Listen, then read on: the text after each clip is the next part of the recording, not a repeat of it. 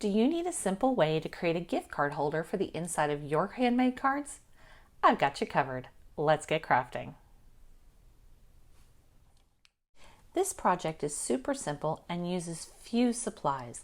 I'm going to use a piece of this beautiful green cardstock. It's a Recollections 65-pound weight cardstock, and I am going to score that at 4 1/4 and at 5 1/2.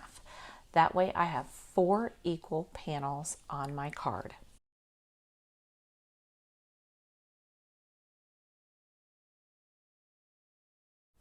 Holding my cardstock in a portrait mode, I'm going to use the score lines as a guide and cut off the bottom right-hand corner.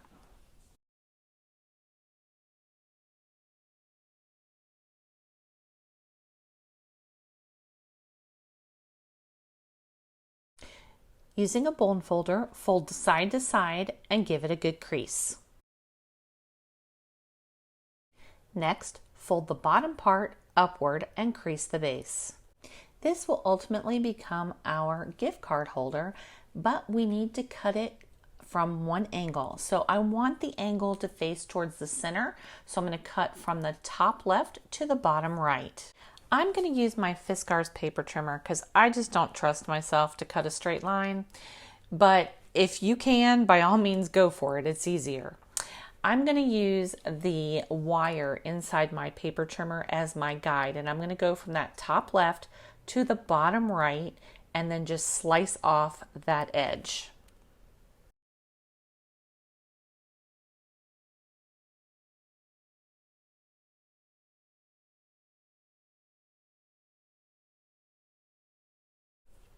With my base nearly complete, I'm going to move on to decorating, and I'm using this great WOODWARE craft collection stamp called DITSY Daisy, and I absolutely love that big flower. I'm going to use a piece of watercolor cardstock that is going to leave some of the green exposed. I don't want it to be the same size. The size is really irrelevant because we're going to cut away part of it. Now I am using my stamping platform along with an embossing anti-static bag. I want to make sure that I give it a good powder coating. That way I don't leave any embossing powder behind. Now I'm going to be mindful for where I'm placing my floral image on this particular piece of card.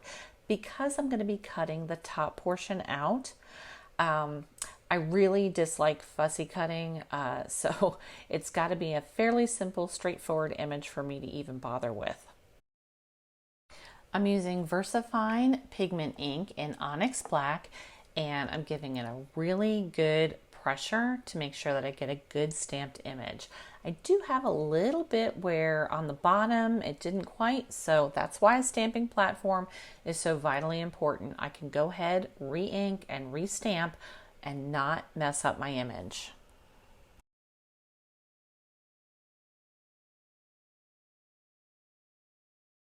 The leaf images that I want to use are really too large for my cardstock, so I'm going to use a mask, and I use rock, paper, scissors removable sticker paper. And I already had the mask made up because I've used it before, and I just store it on the back of my pocket that I keep my stamp in. But this is the worst part. This stamp is not symmetrical, so I've got to figure out where it lines up. But once I do, we're on our way.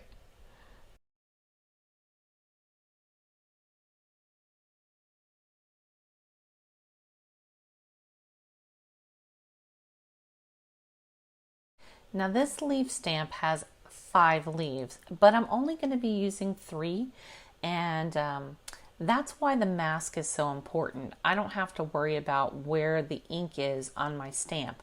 I'm just going to go ahead and ink it up and place the stamp how I want it, and the mask is going to keep it from messing up my image. I have not used this particular stamp before, so I am using a glue eraser to get rid of any of the chemical gunk that is on that stamp that would prevent it from stamping properly. If you haven't seen my video that shows 7 tips for how to successfully stamp, I'll link it up above for you. So it's right about here that I realize I did not emboss with clear embossing powder the floral image. So I'm just going to wing it. Let's see what happens. I'm giving my stamp a quick wipe down with just some water and a rag, and I'm going to reposition my stamp and restamp. Now, using the rule of threes, I'm trying to find a good spot where I can have 3 sets of 3 leaves.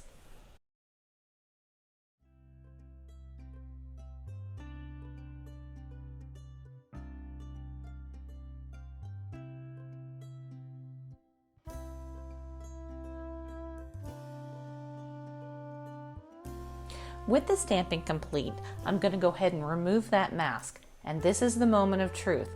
Did the VersaFine ink stay wet enough to hang on to my embossing powder? Let's find out.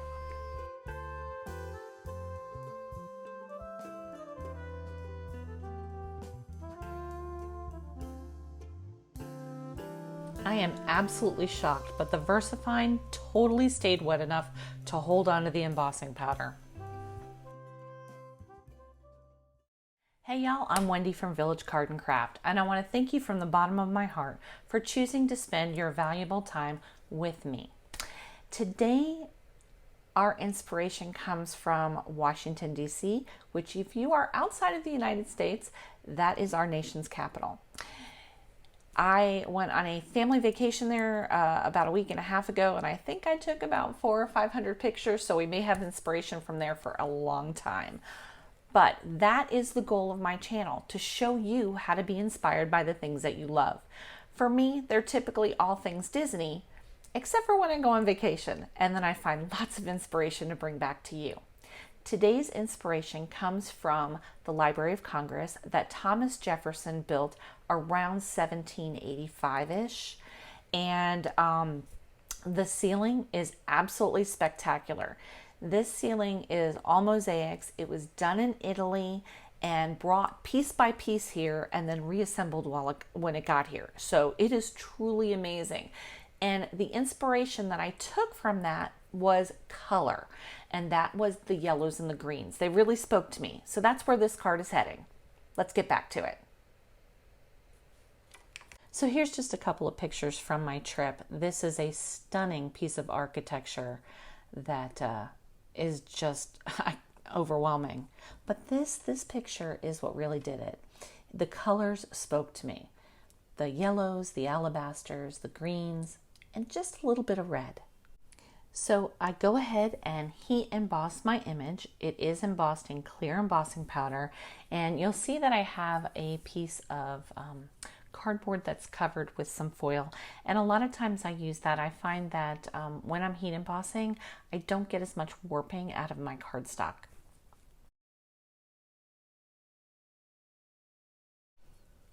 I'm going to be coloring my image today with Distress Oxide in Rusty Hinge, Mustard Seed, Fossilized Amber, and Squeezed Lemonade.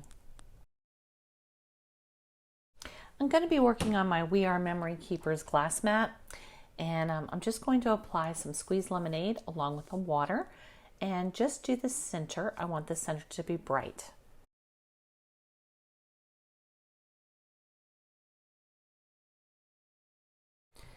Now, I am far from a watercolorist.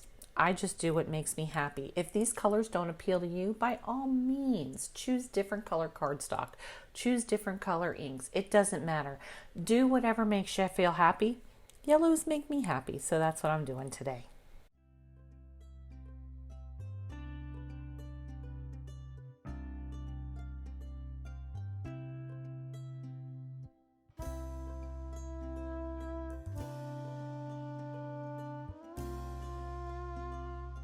Alrighty, I'm going to paint my leaves in Forest Moss, Mowed Lawn, and Twisted Citron.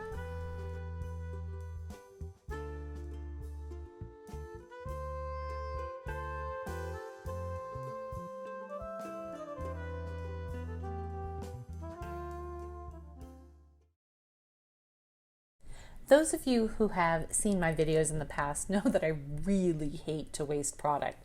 So as you can see, there's a piece of cardstock here that has a lot of ink on it.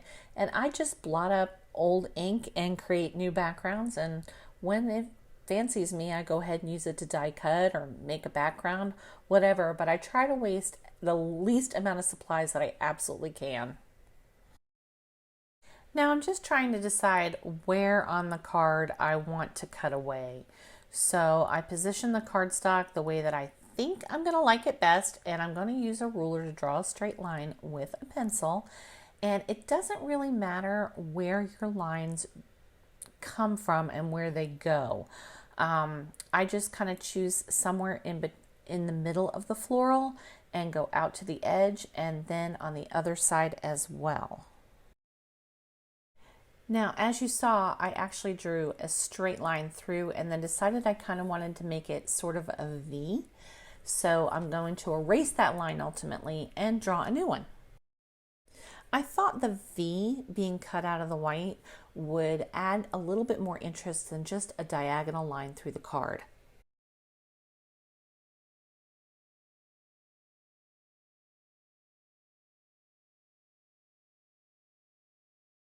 If you found value from my video today, please consider giving me a thumbs up and subscribing to my channel. We would love to have you be a part of the Village Card and Craft community. In fact, if you so desire, I also have a Facebook group that is very new, and we'd love to have you join. It too is called Village Card and Crafts.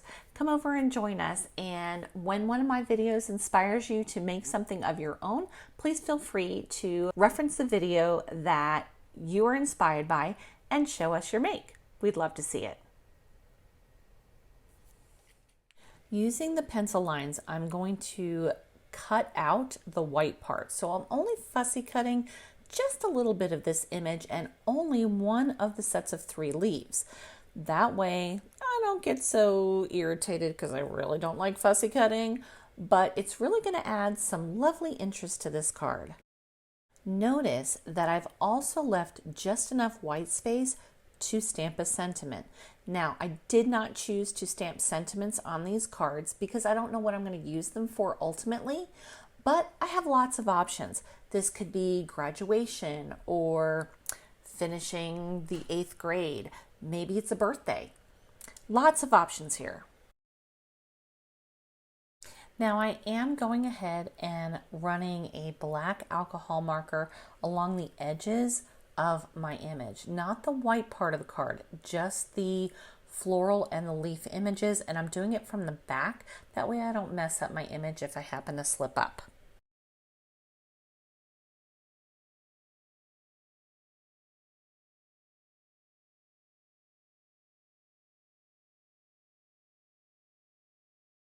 Okay, this card's going to come together fairly quickly now. I'm going to decide where on my card I actually want that floral panel, and I've decided that I want it on the bottom.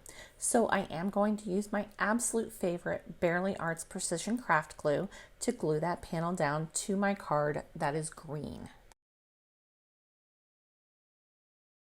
If you'd like to see a closer view of exactly the products that I used, I will link them in the description box below.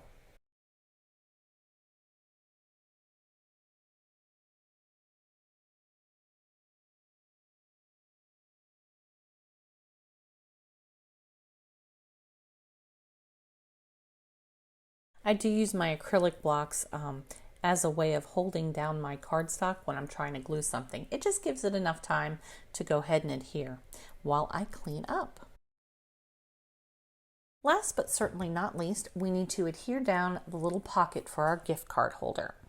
Now, I don't want to add any adhesive to the diagonal part of that because that's where we're going to slide our gift card into. So using a tape runner, I'm just going to run a bead of tape down the left side.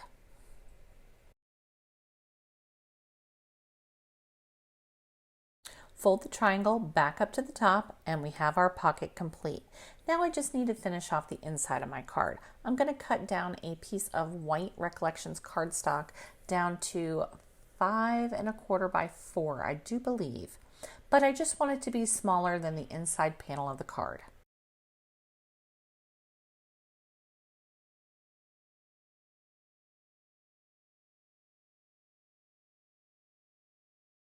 Now going back to my stamping platform, I'm going to go ahead and partially stamp that floral image to the bottom right hand side of my cardstock, ink it up the exact same way, the whole 9 yards. I just want to give it a little bit of color on the inside to match how lovely the outside is.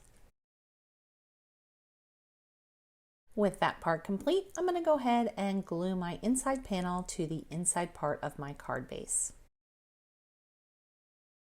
I've made 2 versions of this card today, one that's got a completed center and one that doesn't. Let me know on the bottom which one's your favorite, and I'll see you real soon. Thanks for watching.